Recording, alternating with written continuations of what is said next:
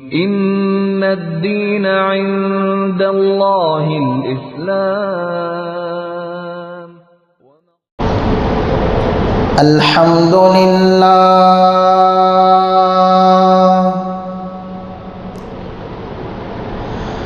الحمد لله الذي أبدع الأفلاك والأرضين، والصلاة والسلام على من كان نبيا وآدم بين الماء والطين،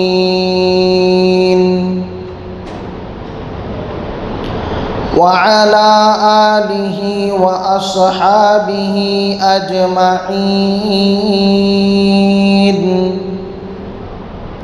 أما بعد، فأعوذ بالله من الشيطان الرجيم.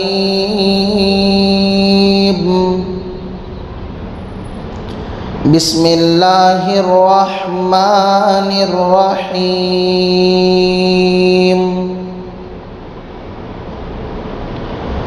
وما أرسلناك إلا رحمة للعالمين.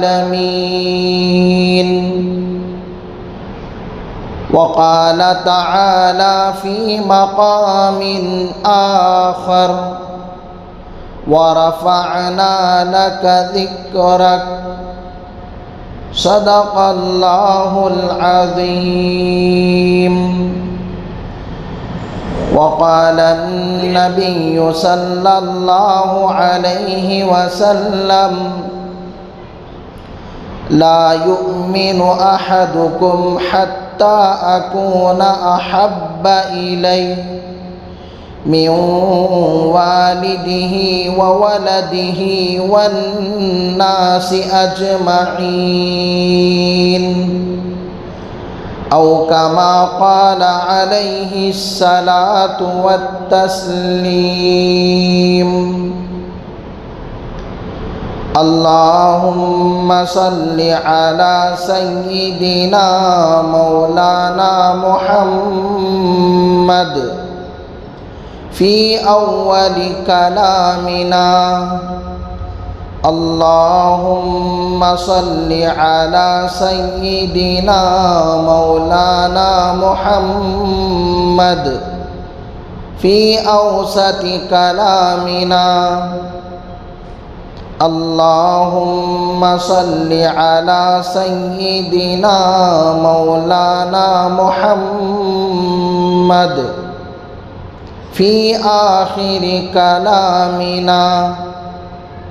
رب اشرح لي صدري ويسر لي أمري، واحلل عقدة من لساني يفقه قولي.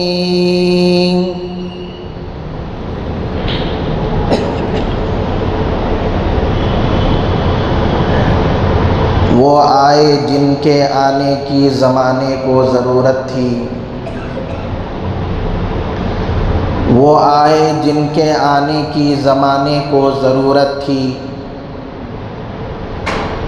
वो आए जिनकी आमद के लिए बेचैन फितरत थी,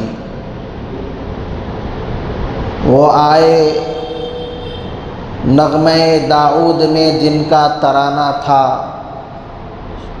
वो आए गिरिए याकूब में जिनका फसाना था, वो आए जिनकी खातिर मुज़तरिब थी वादिये बतहा, वो आए जिनके कदमों के लिए काबा तरसता था। ऐ जन्नत, तुझ में हुर व क़ुसूर रहते हैं। मैंने माना कि यकीनन ज़रूर रहते हैं। मेरे दिल का तवाफ़ कर ऐ जन्नत, मेरे दिल में हुजूर रहते हैं। बुज़ुर्गान मुहतरम व मुअज़्ज़ज़ सामीन किराम और अज़ीज़ साथियों, گزشتہ جمعہ میں نے آپ حضرات سے کہا تھا کہ آج کی جمعہ انشاءاللہ تعالی عظمت مصطفیٰ اور محبت مصطفیٰ پر بات کروں گا۔ تو آج انشاءاللہ تعالی انہی دو چیزوں پر مختصر طور پر مجھے بات کرنی ہے، اور کچھ حالات حاضرہ کے متعلق اہم باتیں آپ حضرات کی خدمت میں پیش کروں گا۔ پہلی بات، عظمت مصطفیٰ۔ عظمت کا مطلب مقام و مرتبہ، درجہ اور رتبہ، شان، اسے عظمت کہتے ہیں۔ تو ہمارے نبی صلی اللہ علیہ وسلم کی عظمت کیا ہے، اہمیت کیا ہے، مقام و مرتبہ کیا ہے، درجہ اور رتبہ کیا ہے، یہ تو ایک بہت بڑا عنوان ہے۔ ایک عالم دین ہے، حضرت مولانا محمد ہارون معاویہ صاحب، پڑوس ملک کے ہیں۔ انہوں نے 300 کتابوں کو سامنے رکھ کر 4 جلدوں میں ایک کتاب تیار کی۔ 300 کتابوں کو سامنے رکھ کر،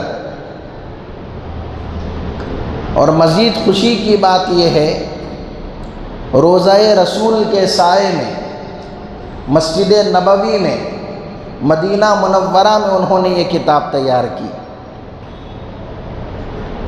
اور اس کا نام رکھا خصوصیات مصطفیٰ،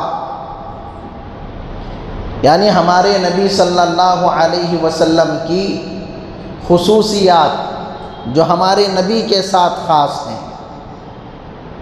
تو انہوں نے 100 خصوصیات ہمارے نبی صلی اللہ علیہ وسلم کی 4 جلدوں میں بیان کی ہیں۔ 100 خصوصیات، اور ہر خصوصیت ایسی ہے کہ سن کر دل باغ باغ ہو جائے۔ تو عظمت مصطفیٰ یہ ایک بہت بڑا عنوان ہے، ایک جمعہ میں ہم اسے بیان نہیں کر سکتے، یہ ہمارے بس کی بات نہیں ہے۔ ہم تو صرف انگلی کٹا کر شہیدوں میں شمار ہونا چاہتے ہیں۔ بیان کرنے والے تو بیان کر کے چلے گئے، سنانے والے تو سنا کر چلے گئے، لکھنے والے تو لکھ کر یا خزانہ دے کر چلے گئے۔ اب ہم لوگ جو پہلے سے لکھا ہوا ہے، بتایا گیا ہے، بیان کر دیا گیا ہے، اسی کو دوبارہ بیان کر رہے ہیں۔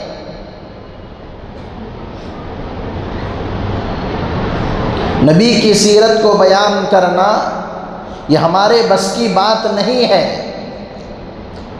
میں نے کسی جمعہ کہا تھا کہ بڑے بڑے علماء، صلحاء، ادبا، فصحاء، بلغاء، شعراء، خطباء، ہر کسی نے آخر میں یہی کہا کہ ہم نے سیرت کا حق ادا نہیں کیا،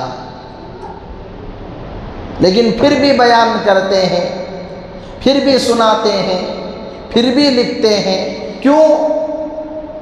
ہماری مثال اس بوڑھیا کی طرح ہے جو بازار مصر میں ایک کپاس کی پوٹلی لے کر حضرت یوسف کو خریدنے گئی تھی۔ اعلان ہوا تھا نا کہ حضرت یوسف علیہ السلام جو حسن کا مرکز ہیں، حسن کا ماوا ہیں، حسن کا ملجا ہیں، حسن کا منبع ہیں، آج یوسف کو بیچا جائے گا، آج یوسف کی بولی لگائی جائے گی۔ تو بڑے بڑے مالدار، بڑے بڑے صاحب ثروت لوگ حضرت یوسف کو خریدنے آئے تھے اور ایک لمبی لائن لگی تھی، قطار لگی تھی خریدنے والوں کی کہ کون سب سے زیادہ قیمت دے گا، بولی لگائے گا، ان کے حصے میں حضرت یوسف آئیں گے۔ تو اسی لائن میں ایک بوڑھی کپاس کی پوٹلی لے کر کھڑی ہے، روئی کی پوٹلی لے کر کھڑی ہے کہ میں یوسف کو خریدوں گی۔ کسی دیکھنے والے نے دیکھا اور اس اماں سے کہا، مائی یہ تم کیا کر رہی ہو؟ اس لائن میں، اس قطار میں تم کیوں کھڑی ہو؟ کہنے لگی حضرت یوسف کو خریدنے۔ اس آدمی نے کہا، مائی تجھے معلوم ہے یوسف حسن کا مرکز ہے، حسن کا ملجا اور ماوا ہے، بڑے بڑے مالدار، بڑے بڑے صاحب ثروت، بڑے بڑے رئیس، بڑے بڑے خاندانی لوگ یہاں یوسف کو خریدنے آئے ہیں، ان کو بھی یوسف ملے گا یا نہیں ملے گا کوئی بھروسہ اور گارنٹی نہیں۔ تو ایک معمولی کپاس کی روئی کی پوٹلی لے کر یوسف کو خریدنے آئی ہے، یہ تیرے بس کی بات نہیں ہے، یہ تیرا روگ نہیں ہے، جا گھر چلی جا، گھر کا کچھ کام کاج کر لے۔ وہ بوڑھی اماں آنکھوں سے آنسو نکالتے ہوئے لڑکھڑاتی زبان سے کہنے لگی، ہاں ہاں مجھے معلوم ہے کہ میں یوسف کو خرید نہیں سکتی، یہ میرے بس کی بات نہیں ہے، یہ میرا روگ نہیں ہے، لیکن صبح سے لے کر شام تک لائن میں، قطار میں اسی لیے کھڑی رہوں گی کہ کل قیامت کے دن جب اللہ تبارک و تعالی آواز دے گا، کہاں ہیں میرے یوسف کو خریدنے والے، کہاں ہیں میرے یوسف کی بولی لگانے والے، تو ان خریداروں میں میرا بھی نام آ جائے گا۔ تو بس اللہ کے دربار میں نام لکھانے کے لیے میں یہاں کھڑی ہوں۔ تو سیرت بیان کرنے والوں نے ایڑی چوٹی کا زور لگا کر ساری زندگیاں قربان کر کر وہ سیرت بیان کر کے چلے گئے۔ ہم لوگ جو بیان کرتے ہیں اس بوڑھی اماں کی طرح کہ کل قیامت کے دن اگر اللہ تبارک و تعالیٰ کہے، کہاں ہیں میرے محبوب کی سیرت کو بیان کرنے والے، کہاں ہیں میرے محبوب کی صورت کو بیان کرنے والے، کہاں ہیں میرے محبوب کی زندگی کو بیان کرنے والے، کہاں ہیں میرے محبوب کی عبادت کو بیان کرنے والے، کہاں ہیں میرے محبوب کی ریاضت کو بیان کرنے والے، کہاں ہیں میرے محبوب کی اداؤں کو بیان کرنے والے، کہاں ہیں میرے محبوب کی دعاؤں کو بیان کرنے والے، کہاں ہیں میرے محبوب کی وفاؤں کو بیان کرنے والے۔ تو ان بیان کرنے والوں میں ہم جیسے نااہلوں کا نام بھی آ جائے گا، ورنہ یہ ہمارے بس کی بات نہیں ہے۔ تو ایک عنوان عظمت مصطفیٰ، مصطفیٰ کی عظمت کیا ہے؟ میں صرف ایک چیز کی طرف اشارہ کرتا ہوں، آپ اندازہ لگا لیں گے، سمجھ جائیں گے کہ ہمارے نبی کا مقام کیا ہے۔ دنیا میں بچے پیدا ہوئے ہیں، ہو رہے ہیں اور آئندہ بھی ہوں گے۔ روزانہ ہزاروں لاکھوں بچے پیدا ہوتے ہیں۔ ہمارے نبی کی بھی ولادت ہوئی، ہمارے نبی کی بھی پیدائش ہوئی، لیکن عام بچوں کی پیدائش کا انداز جدا تھا اور ہمارے نبی کی پیدائش کا انداز جدا تھا۔ عام بچے پیدا ہوتے ہیں، لیکن پیدا ہونے سے پہلے کوئی واقعات رونما نہیں ہوتے، کوئی حکایات پیش نہیں آتے، کوئی خواب اور کوئی چیزیں ان کو نظر نہیں آتی۔ لیکن ہمارے نبی علیہ السلام ماں کے پیٹ میں تھے، حضرت آمنہ کو مسلسل خواب آ رہے تھے، خوشخبریوں کے خواب آ رہے تھے، بشارتیں دی جا رہی تھیں کہ ایک بہت بڑا آدمی پیدا ہونے والا ہے، ایک بہت بڑا انسان آنے والا ہے۔ اور ہمارے نبی کے پیدا ہونے سے پہلے ایسی ایسی چیزیں پیش آئیں جس کا تصور نہیں کیا جا سکتا تھا۔ عام الفیل کا واقعہ ہمارے نبی کی ولادت کے 50 یا 55 دن پہلے پیش آیا۔ عام الفیل کا مطلب ابرہہ بادشاہ جو یمن کا بادشاہ تھا، وہ اپنے لاؤ لشکر کو لے کر ہاتھیوں کے ساتھ خانہ کعبہ کو ڈھانے کے لیے آیا تھا، خانہ کعبہ کو توڑنے کے لیے آیا تھا۔ اللہ تبارک و تعالی نے ابابیل کے ذریعے، چھوٹی چھوٹی کنکریوں کے ذریعے اس پورے لشکر کو تباہ و برباد کر دیا، ختم کر دیا، اور ابرہہ کی عبرتناک موت اللہ تبارک و تعالی نے کروائی۔ ہمارے نبی کی ولادت سے 50 دن پہلے یا 55 دن پہلے یہ واقعہ پیش آیا کہ اللہ نے کعبے کی حفاظت کی۔ کیوں کہ کعبے کی حفاظت ہوگی اس لیے کہ اس کعبے کو بسانے والا آ رہا ہے، اس کعبے کو آباد کرنے والا آ رہا ہے۔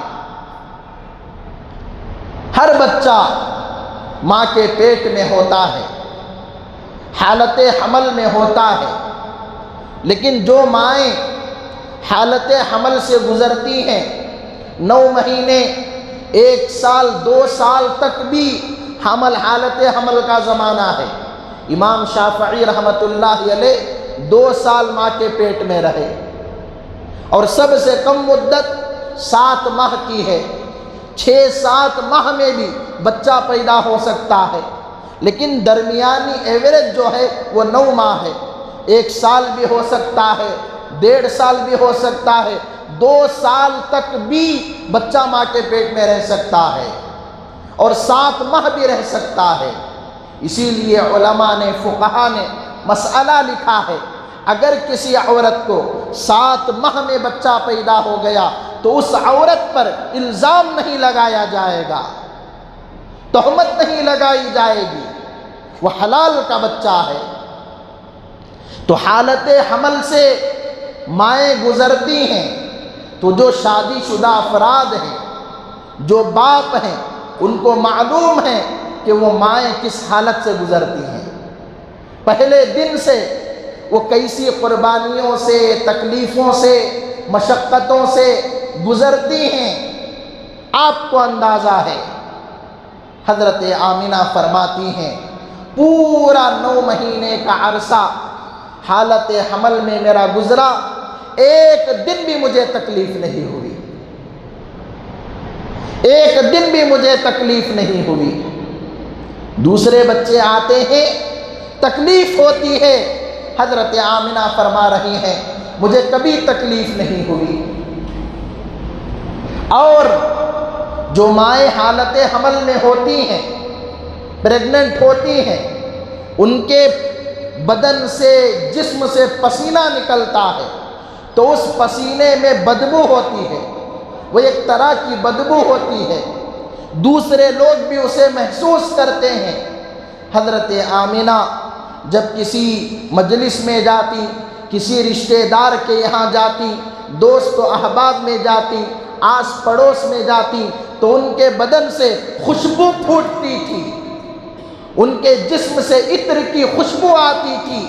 کہنے والے کہتے اے آمنہ یہ کون سی خوشبو استعمال کر رہی ہو، یہ کون سا عطر استعمال کر رہی ہو کہ اتنی انوکھی خوشبو آ رہی ہے، کہاں سے لے کر آئی ہو؟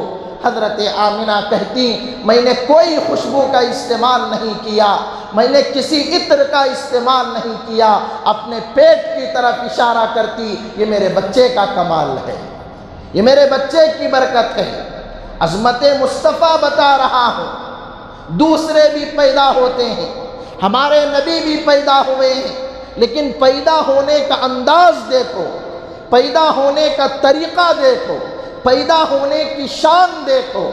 اور 9 مہینوں کا عرصہ گزرا، ہمارے نبی کی حضرت آمنہ کے یہاں ولادت ہوئی۔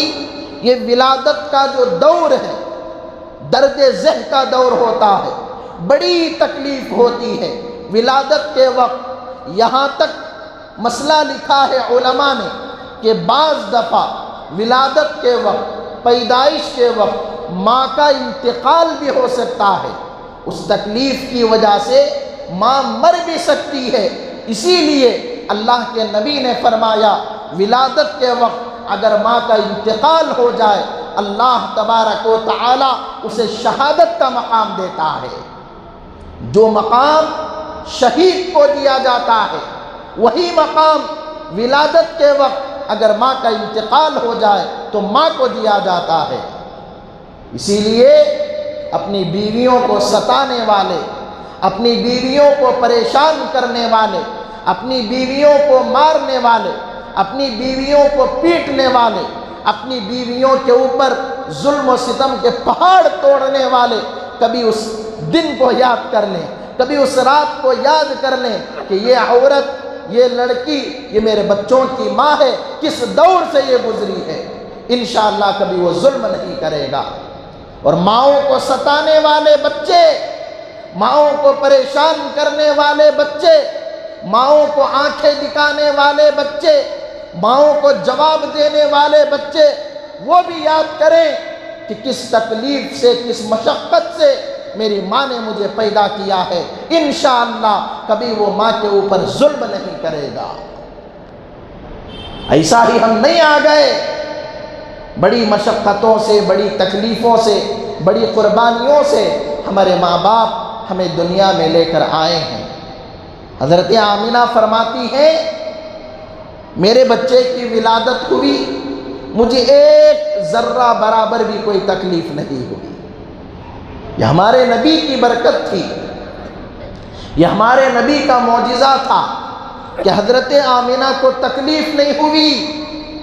دیگر بچے پیدا ہوتے ہیں، روتے ہوئے دنیا میں آتے ہیں، آپ بھی روتے ہوئے آئے، میں بھی روتا ہوا آیا، لیکن ہمارے نبی دنیا میں تشریف لائے مسکراتے ہوئے تشریف لائے، کوئی رونے کی آواز نہیں۔ دیگر بچے دنیا میں آتے ہیں، ان کے جسم پر، ان کے بدن پر گندگی ہوتی ہے، غلاظت ہوتی ہے، نجاست ہوتی ہے، ہمارے نبی تشریف لائے، پورے جسم پر ایک رائی کے دانے کے برابر بھی کوئی گندگی نہیں تھی، کوئی نجاست نہیں تھی۔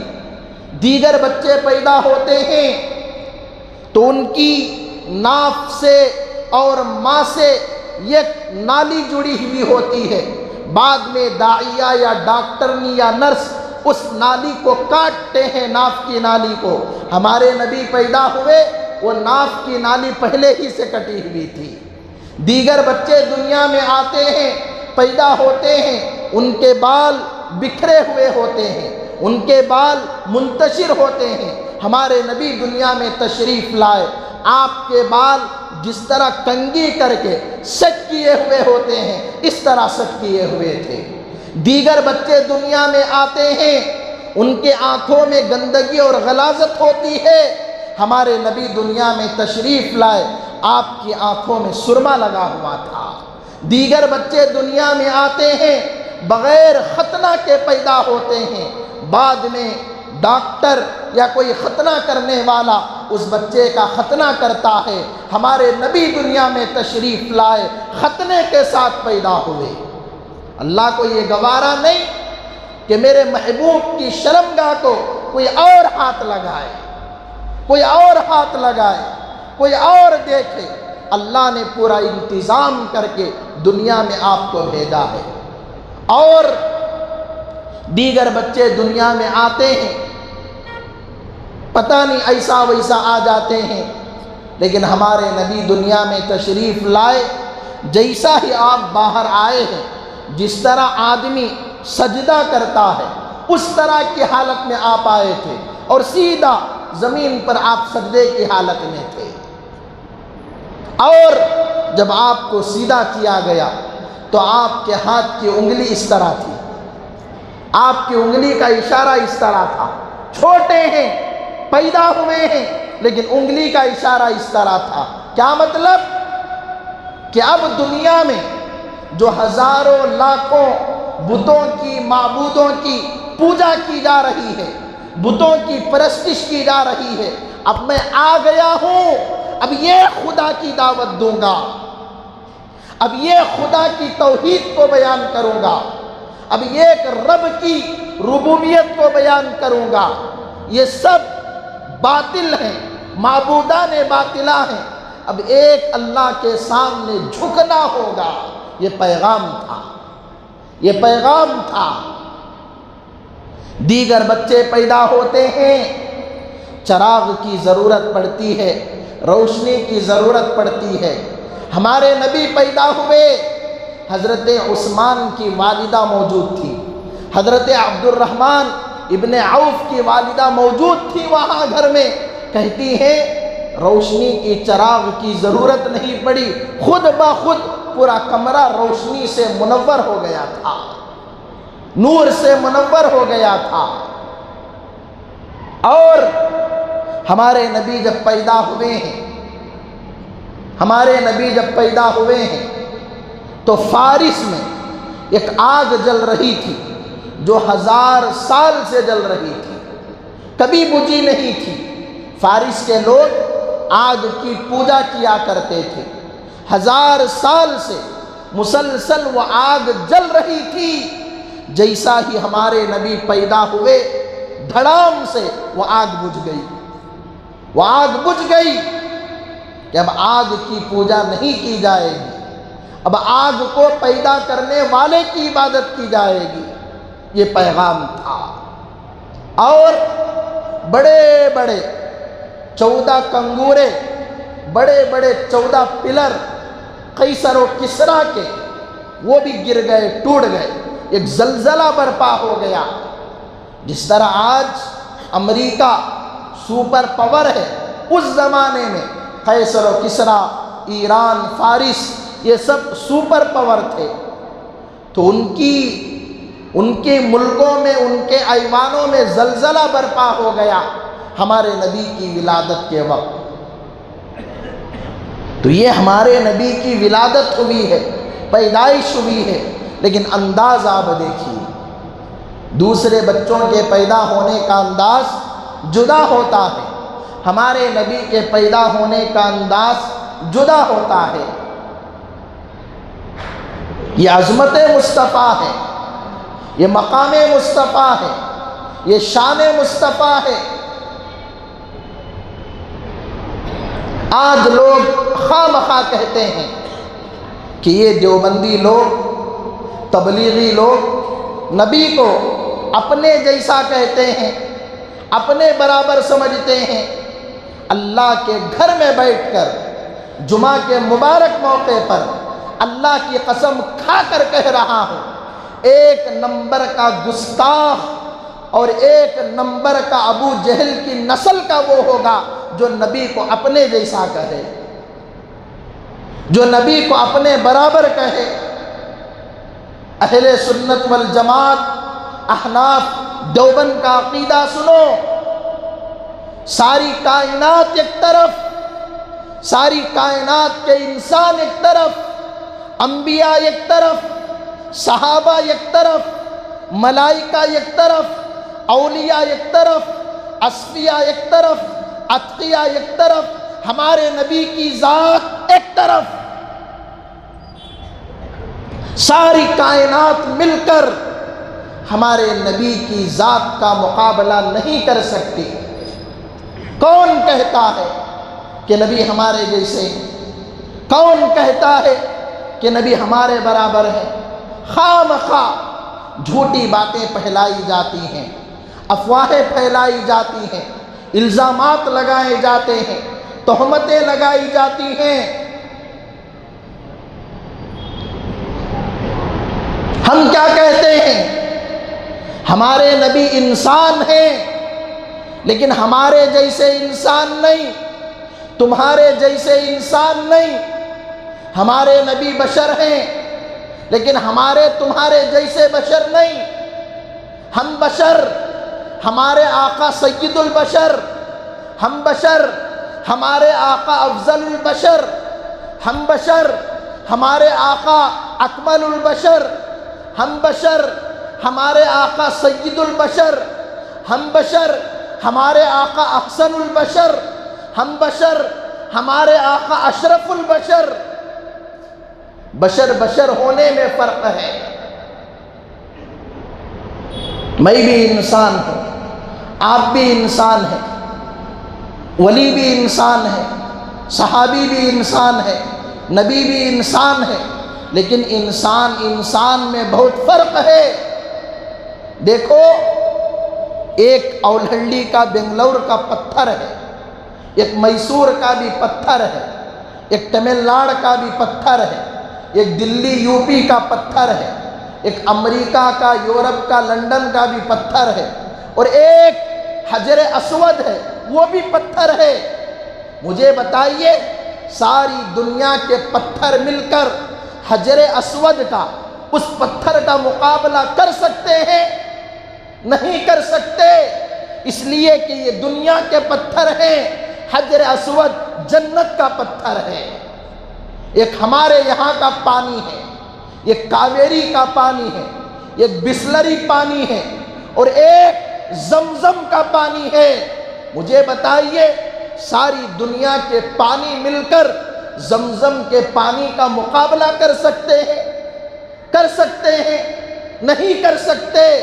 اسی طرح ہم بھی انسان ہیں، آپ بھی انسان ہیں، ہمارے نبی بھی انسان ہیں، لیکن ساری دنیا کے انسان مل کر ہمارے نبی کے تلووں کی دھول کا مقابلہ نہیں کر سکتے۔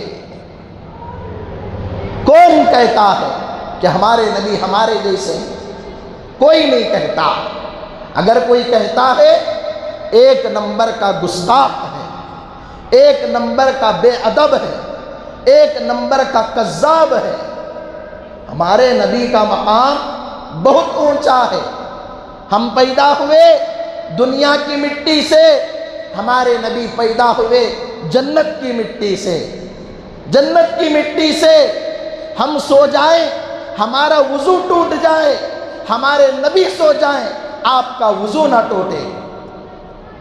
ہم چلیں، بھاگیں، دوڑیں، ہمارے جسم سے پسینہ نکلے تو ہمارے پسینے سے بدبو آئے، ہمارے نبی کے جسم سے پسینہ نکلے، اس پسینے سے خوشبو نکلے۔